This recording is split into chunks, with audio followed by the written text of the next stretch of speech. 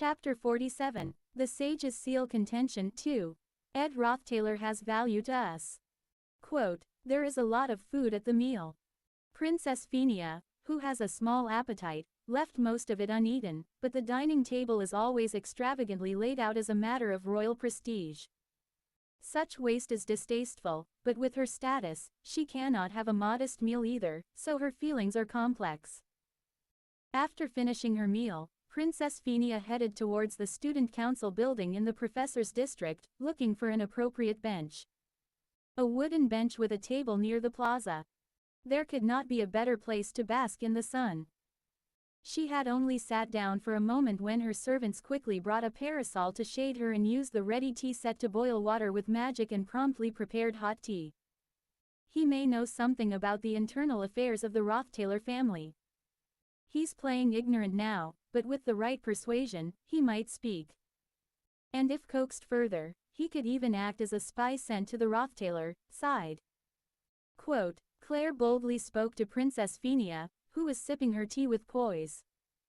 The conversation started at mealtime had not yet reached a conclusion. Quote, there was still some time before the afternoon classes. Princess Phinia swept her platinum blonde hair with her delicate fingers and suddenly looked up at the bright autumn sky. Princess Phinia's insight screamed a warning about Krebin Rothstaylor. His facade of a compassionate and dignified noble hid a sticky, dark madness. However, there was no tangible evidence, so she couldn't quite move against him, but she was certain that the sage's seal must never fall into his hands. I heard the Rothstaylor family's negotiating team will arrive at Akan Island next week. Quote, it's strange. Selling the sage's seal is truly a disgraceful act, something they'd want to keep as quiet as possible. How would a third party like Krebin know about this and dispatch negotiators? That boy, Ed, may have reported it. He lives within the academy, so he might have heard rumors. Quote, why would he do that? He's been expelled from the Rothstaylor family, so he has no need to be loyal to them any longer. Quote, if I were in that boy's shoes, I would do whatever it takes to be recognized and return to my family. Quote, Claire said this and nodded. Indeed, to a boy from the woods, the allure of the Rothstaylor family would be missed. It is said that he struggles to survive every day. He might want to return to his days of privilege. After being expelled, it seemed he had become indifferent to worldly matters, but perhaps the difference from the life he had lived as a noble was too much to bear. Single quote, Princess Phinia closed her eyes tightly, feeling a sense of irony. Well, who knows? Maybe it wasn't like that. Quote, another voice chimed in. Claire and Princess Phinia turned their heads, and a girl with a familiar face sauntered over and sat opposite them. Her alluring eyes and playful corner of her mouth resembled a mischievous little devil. Her auburn hair, usually tied to one side and hanging in front, was spread out lushly today. While she usually wore her robe hat deep to hide her expressions in the shadows, today she had casually taken it off. A headband with a blue rose motif harmoniously complemented her auburn hair, giving a settled feel. Looking at her, one would not think of her as an inscrutable, wicked merchant, but rather just a girl full of vanity. But everyone present knew that if they were deceived by her appearance and saw her as harmless, they would be bitten the moment they showed a weakness. Would Her Highness the Princess grant me the honor of sharing a cup of tea with a person of my humble status? A gleeful smile. Quote, Princess Phinia glared, and the servant brought an extra cup of tea and set it down opposite. The aroma of high-quality herbs wafted up, but neither of them reached for their cups. Lortel Cahelm, the real power behind the Elt Corporation and who is said to soon take the position of main head once she comes of age. Having an audience with her was not planned, so Princess Phinia felt slightly tense. It may be presumptuous of me to worry, but I wanted to make sure you knew that it's pure speculation to say that Senior Ed is siding with the Rothstaylor. Quote, that's unexpected, Lortel. Quote, Princess Phinia's gaze narrowed. Reflected in her pupil was the sight of Lortel sliding back the robe sleeve and slowly reaching for the teacup to enjoy its scent. Princess Phinia decided to speak plainly. I thought you disliked me. Quote, oh my, that's unfortunate to hear, Princess Phinia. If not, why would I come to you with such sincere advice? The level of her playfulness was almost artistic. It's Krebin Rothstaylor who involves himself in the envelope negotiations, not Senior Ed. It must be my father Eltie's doing. Quote, what do you mean? Princess Phinia had heard rumors about Elt as well. That he was nearly certain to fall from grace, losing almost all his power. Despite her father being in such a tight spot, the fact that his adoptive daughter Lortel was showing such a serene face was unsettling. The Elt Corporation wanted to purchase the Sage's seal to sell it to Krebin for a higher price. Apparently, there was some agreement between my father, Elt Cahelm, and Krebin Rothstaylor. Of course, I had no idea about it. Quote, then. Quote, even though my father has fallen from grace, there's no change in his plan to buy the Sage's seal. The effort and time our Elt Corporation has invested in it are substantial. Quote, Princess Phinia quietly sat and listened to Lortel's story. Without realizing it, she had started to talk less. It's about time to replace the sensitive, who will take responsibility for the Sage's seal, so it's the right moment for the purchase negotiations. Our Elt Corporation will have to get busy.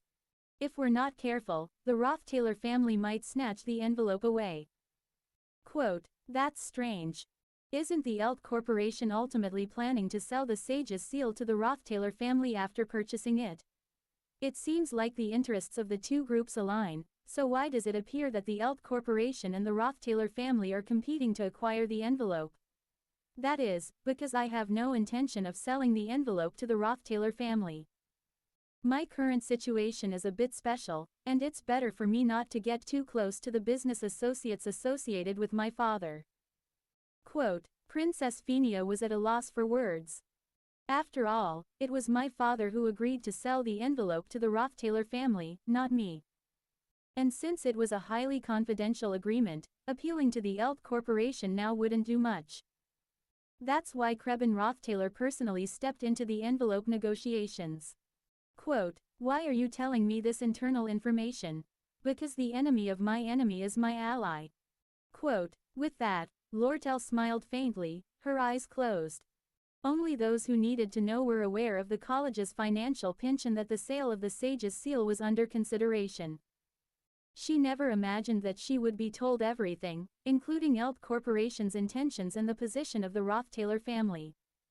If the Rothstaylor family is excluded, it's a win-win for us. I can acquire the envelope, which is good for me. Quote, quote, we're friends, right? Aha. We share many classes as fellow students. Quote, it was a pointed smile, sharp as an awl. Extending a hand too readily might lead to getting pierced. Princess Phinia was all too aware of this.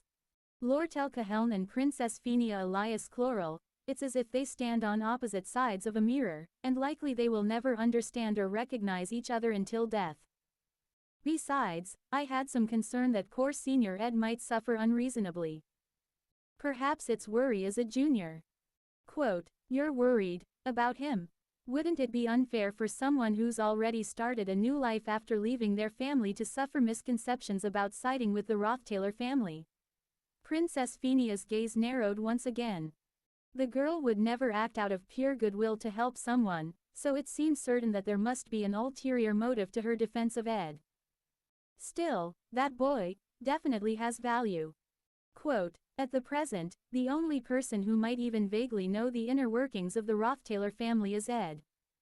Having lived as a member of the Rothstaylor family for a long time, even if he had been an incompetent and arrogant low-ranking member, he probably holds at least some information. However, treating people as mere utilities, tossing them around like disposable tools, that's not Princess Phinia's style. I'll try to ask for help, appeal to authority, issue commands, but if he still won't open up. If he doesn't, then, I'll have no choice but to use him.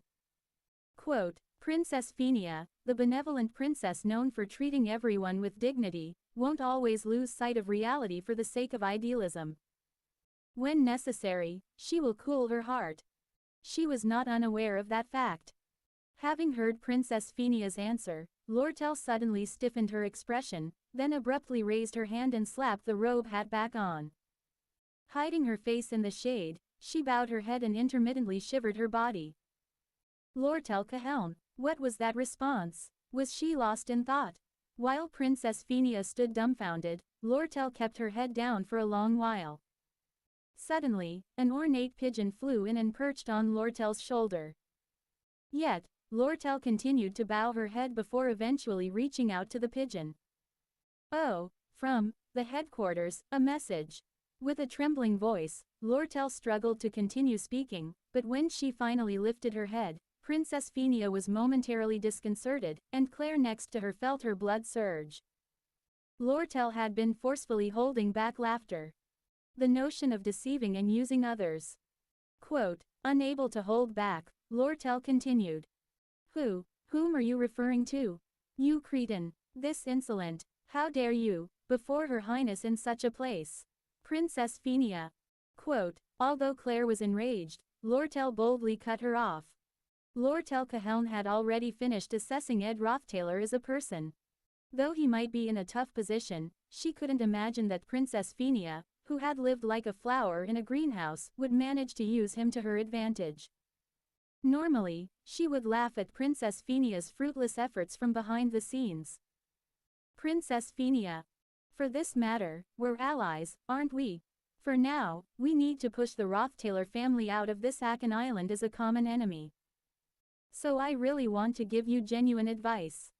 Quote, don't try to use him half-heartedly. You might end up being used instead. Quote, having said that, Lortel picked up the message pigeon and stood up.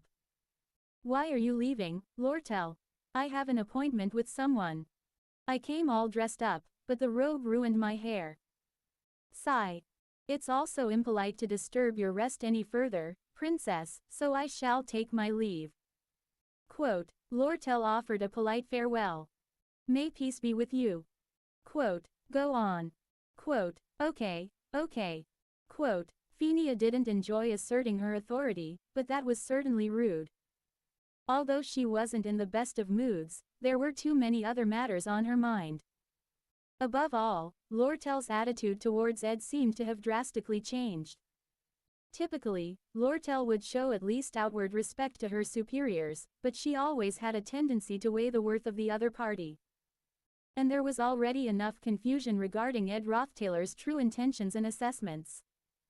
Despite being expelled, he seemed to be adjusting well to academy life, achieving commendable grades in various subjects, and often receiving evaluations as a solid individual. Moreover, if even Lortel, the fox of Elt Trading Company, was paying him such attention, it made Phenia doubt her own insights. Quote. Then, a slow and deep feeling started creeping into one corner of her heart. Ed Rothstaylor. She was the one who had expelled him. Even if he had intended it, the fact remains unchanged. Ultimately, the emotion swirling inside her was guilt, albeit faint. The difference in their statuses was enormous, and they weren't particularly close. Being swayed by a momentary lapse in judgment for such individuals would only hinder her path as a monarch. A ruler must know how to intentionally ignore such minor pangs of guilt. Claire. I've sent a letter, but still, please check. Make sure Ed is properly summoned to the royal quarters soon. Quote, regardless, Lortel Cahelm's movements needed to be monitored. The real threat was that woman. Would it ever be possible to see her bewildered or at a loss? That seemed like a distant dream, and Princess Phenia sighed deeply. The path of a ruler who manipulates people is long and arduous. What? Lortel, looking utterly confused, sat on the drawing room sofa. She was clearly flustered. That's how it is. Quote, hello, Lortel. Long time no see, how have you been? Phenia greeted her warmly with a radiant smile that seemed to scatter petals in the air. The lavish drawing room of Elt Trading Company's Sylvania branch, though neatly maintained, was seldom used. With the limited space on Akan Island, there were hardly any distinguished guests visiting the branch, making it rarely used more than a few times a year. Despite being well decorated, it was a shame not to use it more frequently. Lortel and Phinia laughed, facing each other, exchanging pleasantries with the world's kindest smiles. I'm sorry, Princess Phinia. I didn't know you were coming, so I only prepared 2 cups of Coolanshan rosemary tea. Would you like some cold water? Yes, that's fine. I thought I saw plenty stored in the company's commodity warehouse, but I guess those are merchandise and not for guests, right? Yes, that's right. If only you had informed us in advance, we could have prepared sincerely. I was just thinking of having tea alone with Ed, so I didn't consider it. Quote, I'll have cold water. Phinia, you have it. Quote, Phinia smiled and took the teacup with an, okay. While Lortel, seemingly disgruntled, sighed heavily. I've checked the contents of the letter. It seems to concern Elt. Quote, yes, that's right. It seems Eltie's downfall has been smoothly executed by the company, but they seem too cool about it, which suggests they might have some ulterior motives. Quote, the climax scenario of Act 2, leading from the glass subjugation to the contest for the Sage's seal, remained unchanged in its broad outline. However, Eltie's early downfall and Kreben's involvement are certainly issues that need addressing. Kreben Rothstaylor, wielding the power of the evil god Mebular, is not someone who can be defeated at this stage. The story must be deferred until both mine and Taylor's specs have improved sufficiently for the latter part. Initially, Princess Phinia, positioned to confront and defeat Kreben, is far too weak at this point. Being watched by the first and second princesses, she cannot reach out to the royal power, nor has she risen to become the student council president to have a voice within the academy. I'm worried that Ed might be targeted. That's why I called him to check if there were any issues with his safety. Quote, I see. With Elt cornered, there's no telling what they might do, so we must always stay alert. Quote, still, with the weakened force, there's a limit to what can be done. Oh right, would you like to take some magic engineering supplies? Lortel said this and opened a cabinet, pulling out various crystal balls, magic books, engraving pens, and ink, among other things. These items haven't been moved for a long time, so feel free to take them without any burden. Quote, Lortel. These are clearly brand new items without a speck of dust. Giving away merchandise for free is against merchant ethics and could lead to criticism. Quote, oh, Princess Phinia. It seems you lack discernment. Look closely, all these items are defective.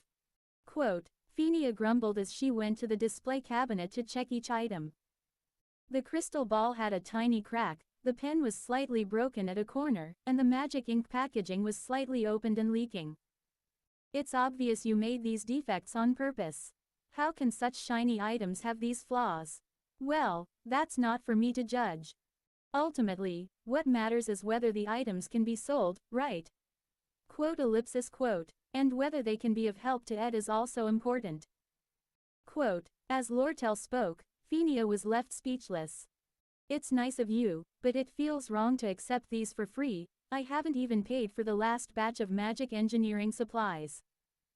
Quote, oh, I've transferred those payments to the next contract. It's easier for the receiver to pay all at once, and it's more convenient for you, the longer you delay payment, right? The more you postpone the payment date, the better. Quote, but hasn't the payment already been delayed 4 times? Well, as long as you keep renewing the contract, it's not much of an issue for us. It's a small amount from our perspective. Quote, as Lortel grinned and shrugged, Phinia suddenly puffed her cheeks. Wouldn't it be easier for both sides to just pay off and end the contract quickly? Ed also needs to plan how to use the remaining money, so it's best to clear all debts. Quote, that's something we should discuss, isn't it? Ah, really? Ignoring the bickering between the indignant Phinia and the smoothly deflecting Lortel, I reclined back on the sofa. But still, Ed, if the senior says so. Once again, a familiar sensation seeps through my entire body. It felt like swimming through water. Lately, I've been finding myself in this state more often. The sounds around me echo as if from a great distance, and I let my body float in a state of weightlessness, momentarily setting my mind adrift.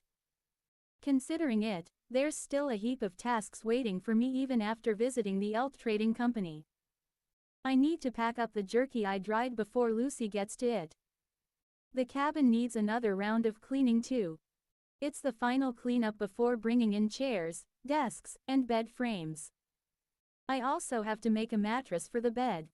While crafting a modern spring mattress might be out of reach, I could possibly stuff sewn cloth with feathers, leftover fabric, or miscellaneous textiles to make it soft. The young deer I caught the day before yesterday needs to be processed. Skinning it, removing the innards, and then smoking the meat by cutting it into pieces is a time-consuming task. I haven't finished the elemental studies assignment or the intro to advanced magic homework. There's also the herbology practical next week to prepare for. I've run out of arrows too. I need to check if my workout clothes for tomorrow's jog to school have dried. The window work for the cabin needs finishing.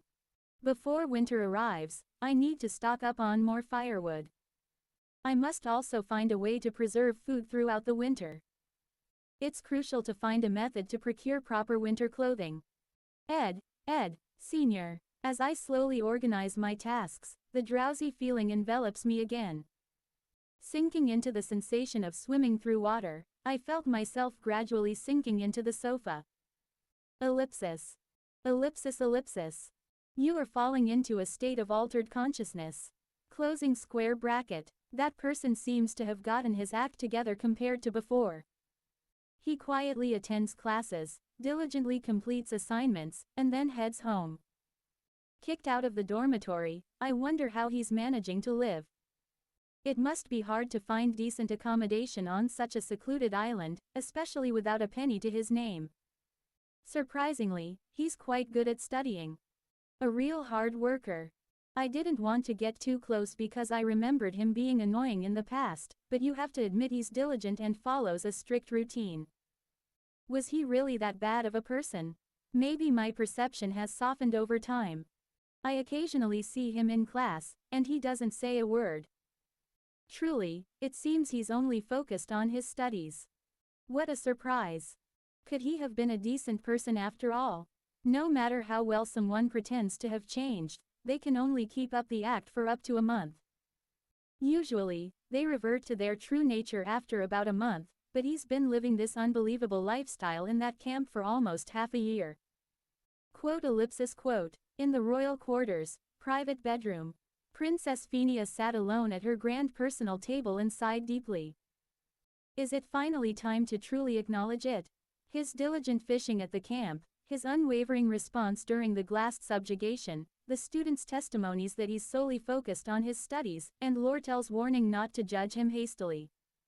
Intuitions and minor clues continuously whispered to Princess Phinia. Perhaps, her insight was wrong. If that's the case, had she erred in expelling a decent and sturdy boy from the family, leaving him penniless and struggling for survival in the forest? Regardless, she had sent a letter through Claire, instructing Ed to visit the royal quarters. Since it's a royal command, Ed will undoubtedly come to the royal quarters. That will be the moment to thoroughly understand the man's true intentions. And if her judgment was mistaken, then it's time to fully accept that. Princess. Quote, Claire. Quote, lost in thought, the guard captain, Claire, knocked and entered. He must have something to report, and it's obvious what it might be. Is tomorrow's schedule set? When is Ed Rothstaylor expected to? Princess, it seems he won't be able to visit for some time. Quote, why, even though it's a royal command, if he intends to refuse, he must have a valid reason, right? Phinia didn't want to assert her authority, but a command sent personally by her is equivalent to a royal decree. If he refused, there must be a clear reason. He collapsed due to overwork. Quote, always seemed like an iron man. Hearing that news, she couldn't help but doubt her ears. Trying to balance survival activities and studies, he reached his limit. He's currently in a coma. Quote, even diligence has its limits, it seems.